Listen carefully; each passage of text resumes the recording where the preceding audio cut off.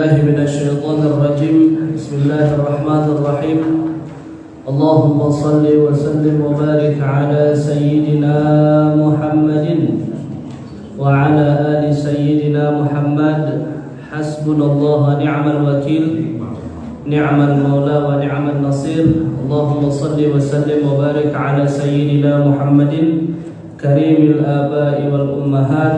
جزا الله عنا سيدنا محمد صلى الله عليه وسلم ما هو أهله. Assalamualaikum warahmatullahi wabarakatuh. Sekarang kita masuk ke wasiat yang 35 dengan tema memberikan makan, menyebarkan salam dan tentang qiyamul lail. Kita baca hadis a'udzubillahi minasyaitonir rajim. Bismillahirrahmanirrahim. Haddatsana Abu Bakr bin Abi Syaibah haddatsana Abu Usamah an Aufin an Zurarah bin Aufa haddatsani Abdullah bin Salam qala lamma qudima an-nabiy sallallahu alaihi wasallam al-Madinata in jafalan nasu qibalahu.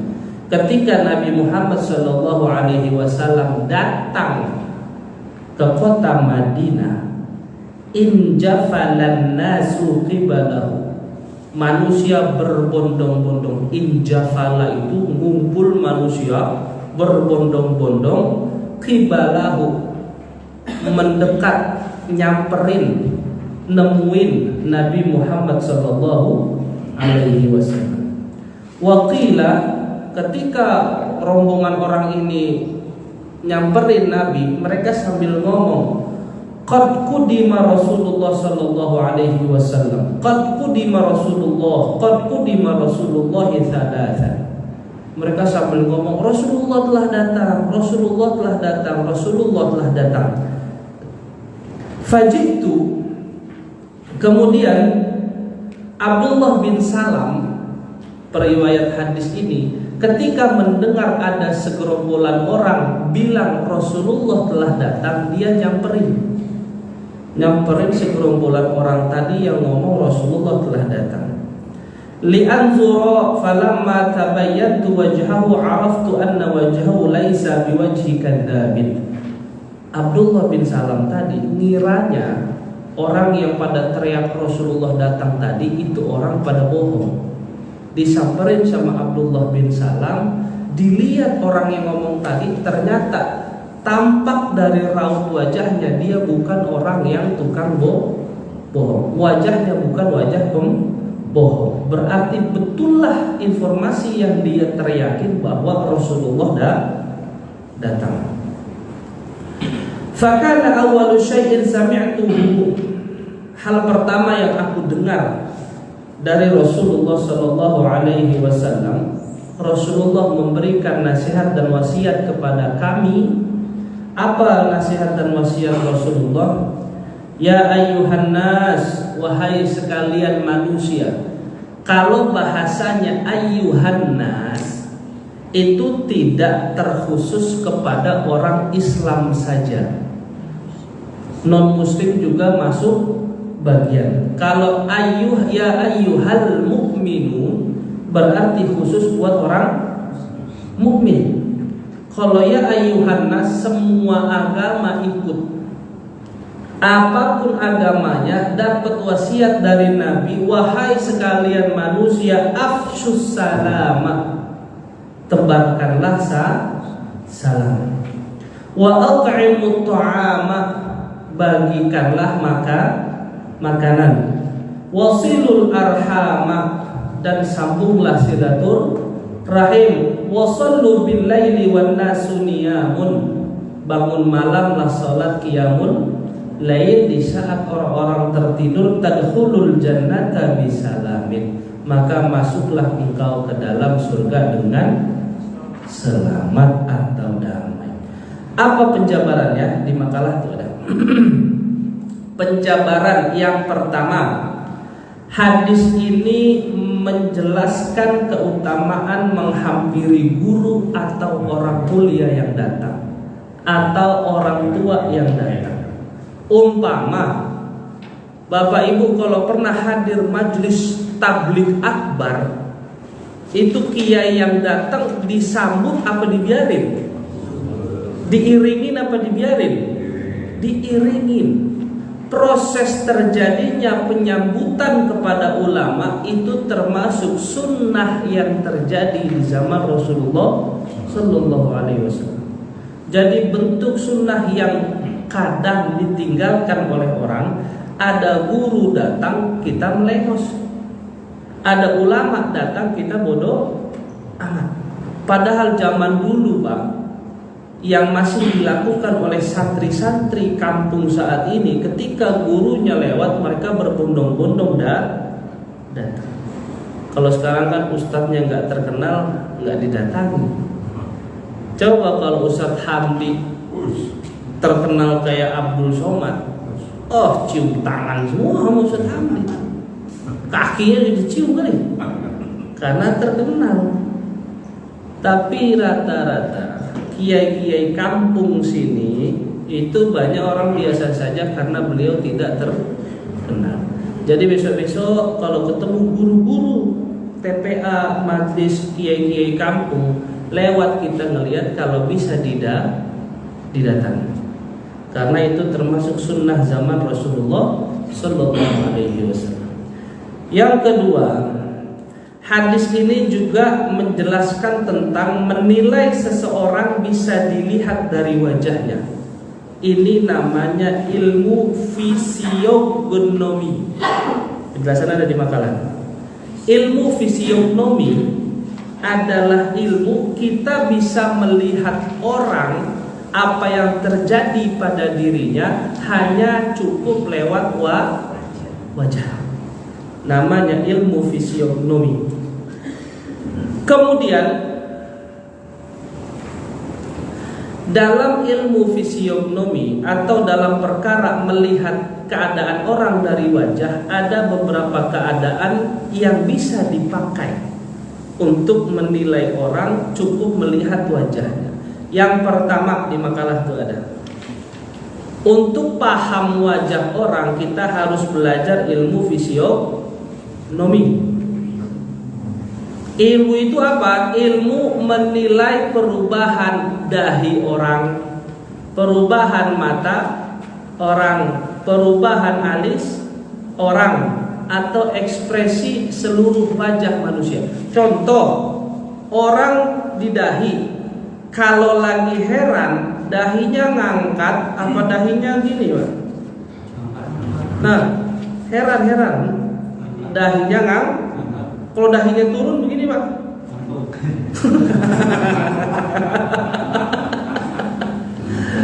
Dahinya ngekep begini, dahinya ngekep, itu bisa jadi ngantuk, bisa jadi emosi. Ya enggak?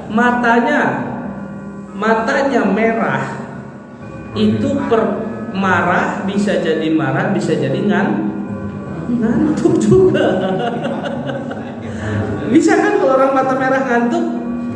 Kalau Nabi Muhammad SAW itu dalam Syama'il Muhammadiyah dijelaskan bahwa di tafsir penjelasan Syama'il itu, marahnya Nabi tidak terlihat dari ekspresi muka. Tetap aja kita ngelihat Nabi kayaknya Nabi senyum, kayaknya Nabi senang, oke, fine aja. Tapi kalau mata beliau merah, itu bukan Nabi ngantuk, artinya Nabi tidak suka. Jadi marahnya Nabi nggak kelihatan. Lah kalau kita lagi empet banget sama orang, kesel banget sama orang, kan sampai muka, sampai tangan gemeter kan, sampai bibir juga geter kalau kesel sama orang. Nabi nggak bisa. Kita mau tahu Nabi marah atau tidak, lihat matanya. Kemudian apalagi? Alis.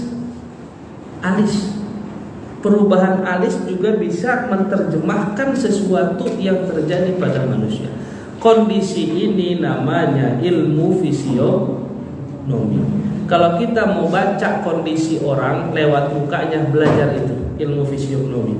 Yang kedua, cara baca wajah orang, apa yang terjadi sama dia, tentang keinginannya, sifatnya, atau apa yang dia rasa, itu ada namanya ilmu batin.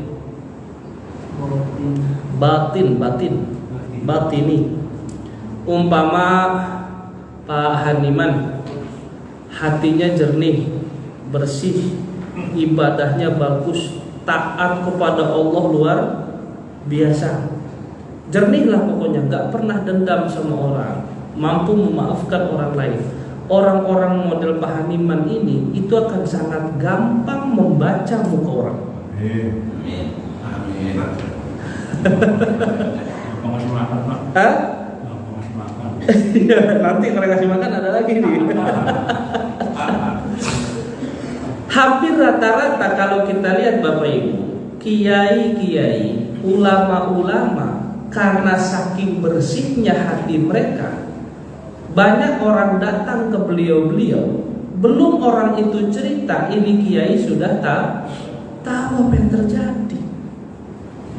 Cukup melihat apa yang ada di wajah orang, itu beliau bisa tahu.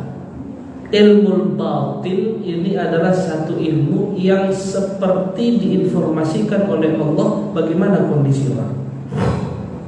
Caranya gimana? Ya tadi, hatinya bersih, tidak ada dendam, ibadahnya bagus, husnuzon kepada Allah tinggi, berbuat baiknya senang, pokoknya mantep lah, batinnya luar biasa.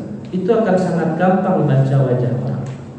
Kemudian ada juga untuk baca wajah orang tanpa ilmu fisionomi, tanpa ilmu batini, ada caranya, namanya doa. Ada satu doa. Doa ini diistilahkan inkisyaful hal atau inkisyaful hijab. Doa untuk membuka tabir atau hijab.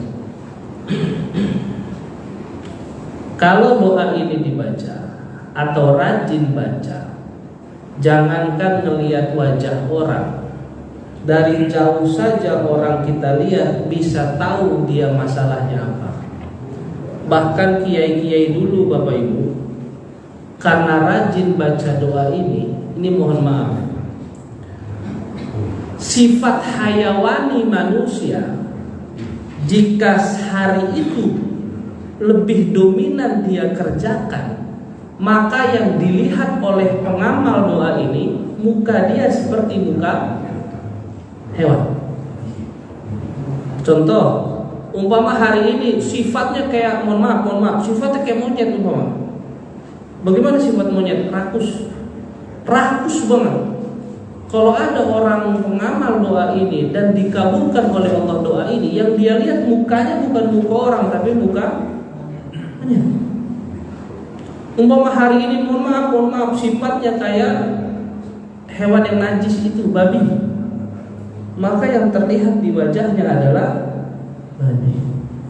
Begitu seterusnya, sifat hayawani, sifat hewan yang ada dalam diri manusia itu bisa terlihat jika ada orang membaca doa inkisyaful hijab. Tapi tidak usah dikasih tahu, tadi baca.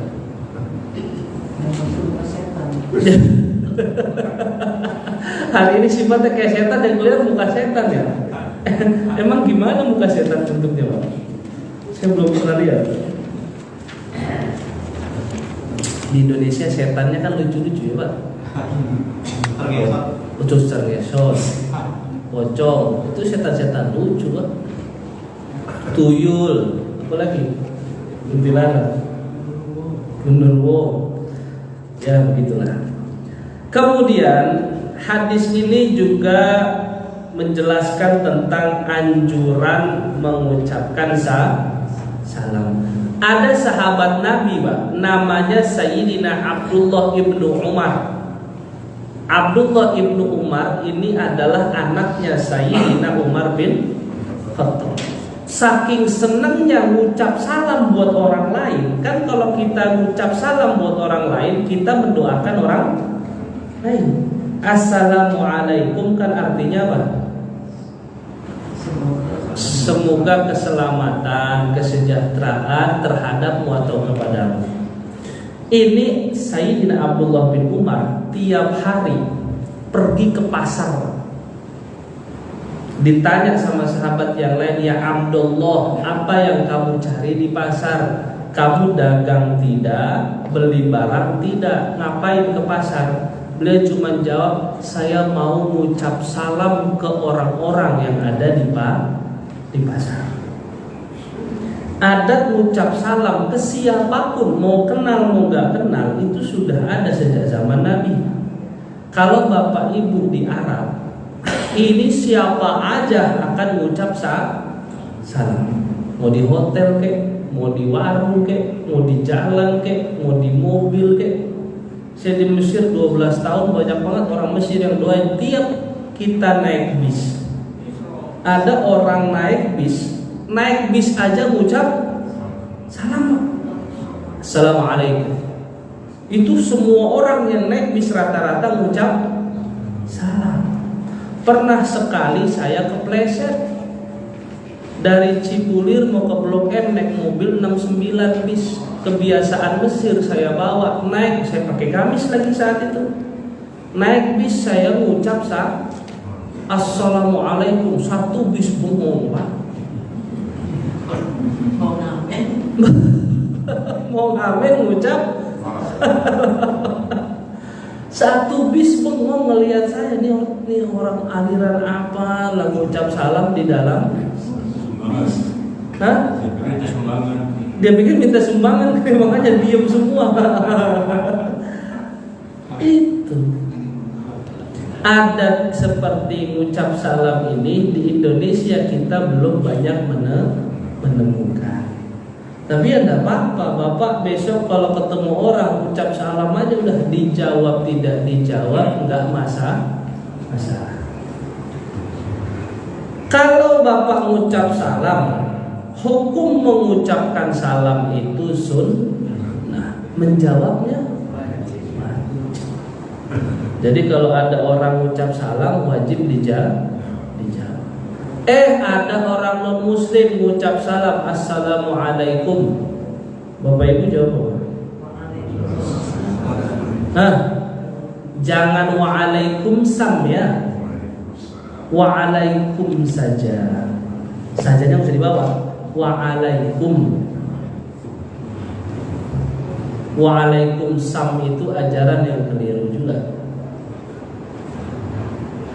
Itu memang ada beberapa riwayat pakai itu, tapi kita tidak pakai. Waalaikumsalam itu atas celaka.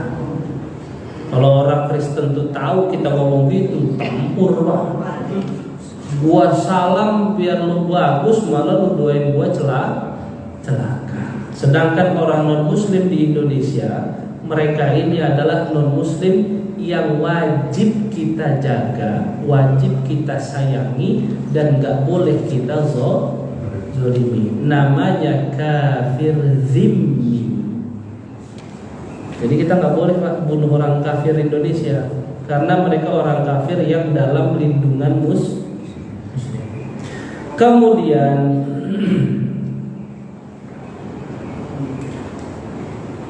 ada aturan salam yang diajarkan oleh Rasulullah. Itu di makalah ada hadisnya, yusallimu shaghiru 'alal kabir.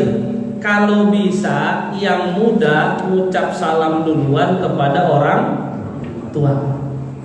Yang lagi jalan ucap salam kepada orang yang duduk. Yang jumlahnya sedikit orangnya ucap salam ke jumlah orang yang banyak. Ini anjuran saja, bukan aturan baku. Tapi memang lebih mantapnya itu, yang muda salam ke yang tua, yang jalan salam ke yang duduk.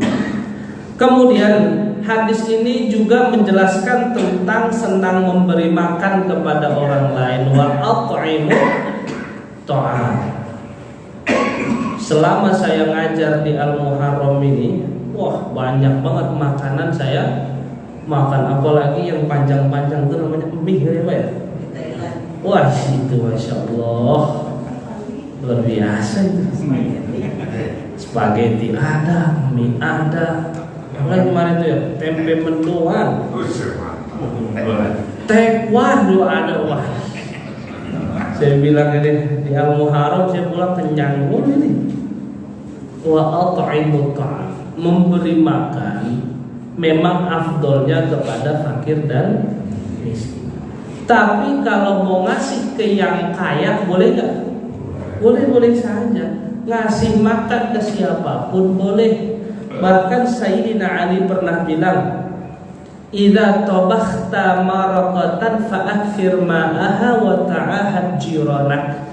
Kalau kamu lagi masak sesuatu yang berkuah, kalau bisa banyakin kuahnya, lebihin kuah itu bagi ke tetangga. Kalau lagi masak kira-kira aromanya mencelat kemana-mana, banyakin masakannya, dibagi ke tetangga. Kan asin ya? Ya bagi aja setengah piring kecil, gak apa-apa Bang. Saya di Mesir tinggal di satu wilayah yang terkenal dengan penjahatnya Bang.